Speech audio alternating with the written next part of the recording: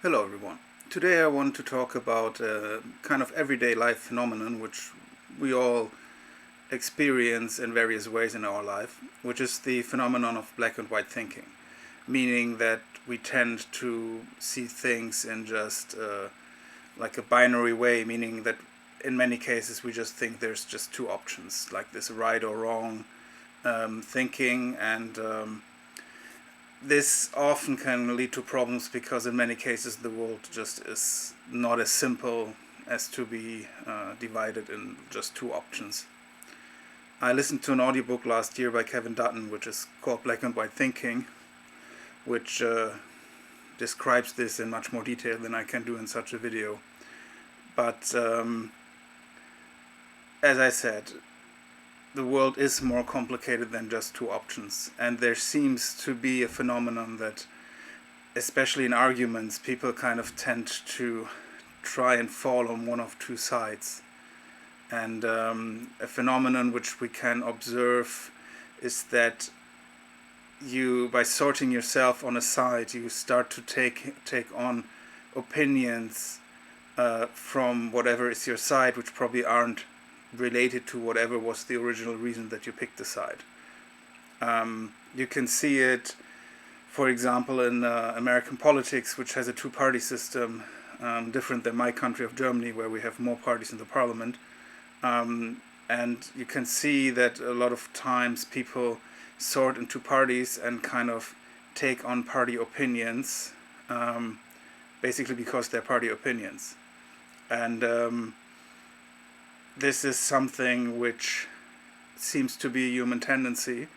We all fall to it for a certain way. We all kind of tend to go to our team.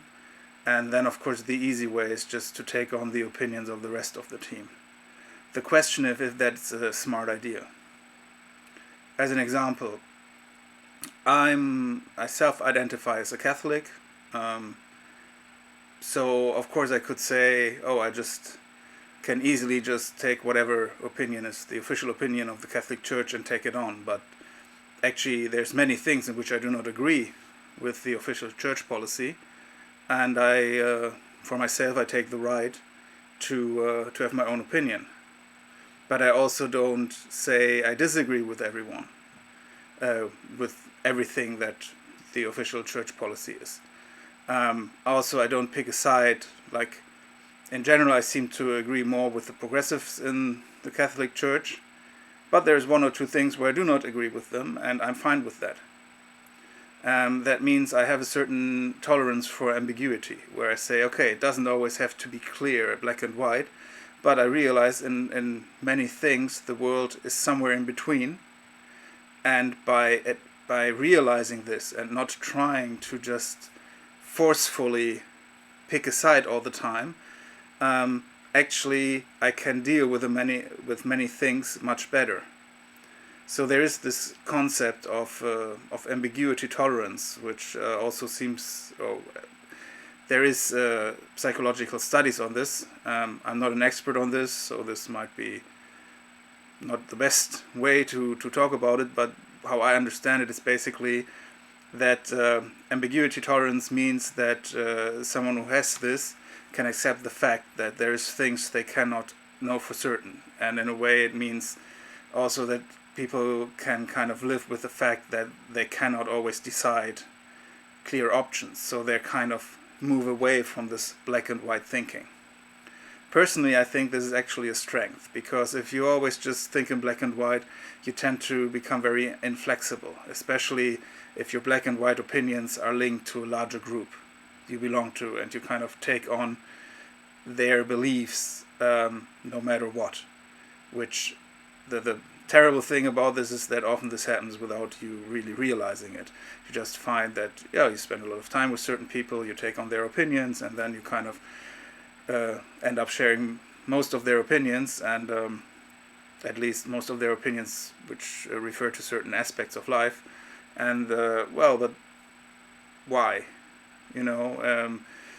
So personally, I try, when I have an opinion, to either really think about it myself, try to get different opinions, different input, on which to build the opinion and adapt it in a way which fits best with what I kind of get from all the sources that I look at. And there's other things where, of course, I also will have some belief, but I'm kind of ambiguous about it because I realized I did not really spend the time to really form a serious opinion. In some cases, when I see discussions going on, I even try to go on a kind of meta-analysis, meaning that I try to analyze it from outside the problem. And often, if you do that and don't get stuck in the black and white options that are presented, you actually realize the world is more complex, and the black and white options both are flawed, which can either lead to you trying to create a better option or to just accepting the ambiguity and kind of moving away from the problem. Personally, I feel this is a good way to deal with it, but of course I'm kind of biased because it's what I do, which also is something to always realize, that you yourself, of course, in everything you do, you kind of, you always fall victim to your own biases. That's also something where there probably isn't a black and white as well. Another way to deal with another way to kind of move away from this black and white thinking is a concept of, I personally think about it as thinking in probabilities. There's a very nice book about it called Thinking in Bets by a professional poker player, and I'm not sure about the name right now, but she really, I think, does it very well to describe it in a way which is also usable for normal people in their everyday lives. But it's a similar concept. So basically how I would describe it with a certain math background, I would say, okay, there is not black and white. There's just probabilities how much I think something is true. So 0% probability would mean I'm sure it's not true. 100% probability would mean I'm sure it's true. In many cases, things are at neither of those. They're somewhere in between. And then I'll probably say I have a cutoff at around 50%. So if it's more than 50%, I would say, okay, it's the one thing. If it's less, I would say it's the other thing. But how strong I hold this belief that something is true depends on kind of where I think this probability lies. So, for example, I would say there's a very high probability that gravity exists because all experience shows it. So I probably would say that's something like 99.9999999 something, which is basically almost 100%. So I would think while it is possible that things are different than I believe, I would need very, very strong proof to show me otherwise. There's other things where I probably have a very, very weak belief. I don't know. For example, that I say some brand is my favorite soda drink, and there I probably only have a belief of around 60%. So it's rather easy to prove it to me otherwise, because you just need to give me something which I enjoy more, and I'll probably change my mind right away. And so by just trying to sort things on the spectrum, you can kind of put some of the ambiguity thinking into the way you go about those things. So you can say, okay, if it's something I more or less care about, let me think, how sure am I? And depending on how important it is for me to be sure, I should put in more research to build higher probabilities. And as I've mentioned in other videos, the research always should include looking at sites that oppose your view, if you can find them. But you should also try to find them. And, if this means that you kind of look at the number of sources and the quality of sources on different opinions and try to form your own opinion on it, based on it. And then you can kind of say, okay, what is like a rough probability I would give for it? Like in most cases, this will be rough, and you will always, or you should always take kind of the approach that if you get new information, then you're willing to adapt the probabilities if this information fits a certain quality standard.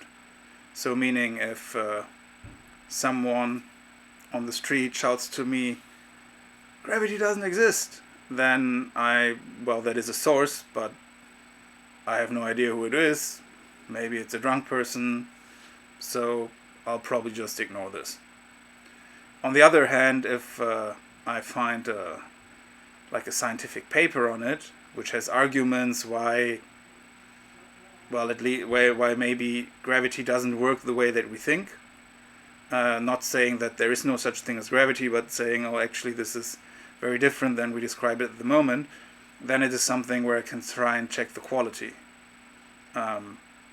which includes seeing how well does it establish science, does it fit the things that we know, how much would it actually need us to change things, and actually is it in some way better at describing nature than what we believe. So in this scientific case it would go roughly like this. So you would say, okay, this is a quality source, so I should at least consider it. But since it's only one source and probably it doesn't have any like kick-ass argument, then probably it will also not very much change my opinion. On the other hand, in the case of gravity, this kind of happened about 100 years ago. Albert Einstein put out his general theory of relativity, where basically he didn't say gravity doesn't exist, but he said our understanding of gravity has been wrong. And actually had a very strong argument, because he said, well, with the theory we had before, there's things we couldn't calculate correctly, and now I present something where we can calculate it better and actually fit what we observe. And so that is why it was taken serious, and that is how it could be tested and decided. If you don't have any way to test something, then you shouldn't expect like very extreme changes in your probability, but you should, as I said, still slowly adapt it if you get more different information, but always remember to check the quality of the information and not just take in everything at once. Because today in our internet world, there's tons of information out there, but there's no check on the quality, because everyone can just put out any information. Like I can just put out some video, and you never know how good the information is actually excuse me, how well the information is actually backed that you are presented in this way. So you have to always stay vigilant, and over time also try to develop ways to judge quality of things that you observe. Now, in a kind of more everyday approach is this thinking in bets, which basically says, it gives you a good way to kind of work out a probability for yourself by just saying, okay, well, just think about it, how much money would I be worth betting on something? And from that you can say, okay, this kind of gives you a percentage of, like a probability. So you should, one way you could do it, you should take some number of money which would be nice having, but would feel bad to lose, and say, okay, out of this money, if I could kind of get the same amount if I'm right, so I double whatever I risk, but I lose it if I'm wrong. Ideally, I would take something which is easy to divide by 100, so depending on how your economic situation is, this could be 1,000 euros, or 10,000, or 100,000, or a million, or whatever. So it should be something which should hurt you, and which is very easy to calculate into 100. So for example, I would say, losing 1,000 euros would hurt me in my economic situation. I just need to divide it by 10 to get a percentage. And so if I say, okay, what would I think, how much would it be, how much would I willing to bet on something being true out of this €1,000? And then, for example, if it's the question is gravity, does it exist? I would probably say, well, actually, I'll probably put up the 1,000. Maybe I would hold 1 cent back, so it would be 999.99 cents, something like that. If it's something like the other example, this is the best soda pop drink ever, I would probably be willing to bet much less money. Actually, I probably would only bet like, I don't know, maybe €100. So I would only have like a 10% certainty. So this is actually a much better check than just trying to think about the probability, especially in things like the example with the drink, because there's no real objectivity in it. Just think about, okay, how much would I be willing to bet on this? Be true to yourself. Don't say, don't start with, I think this is true and then bet on it. But you have to say, okay, how do I feel about, if I'm really that sure, how would I feel about putting down €1,000? And then maybe you'll say, okay, maybe I'm not so sure. And then you can try to become more certain. It can also lead you to say, okay, I'm actually not that sure. Let me do some research. And actually, if it's about a bet with real money, then you probably have a good reason to research both sides to be quite sure that there's no strong arguments against you, which then might lead to you losing the money. So this is something you can just try.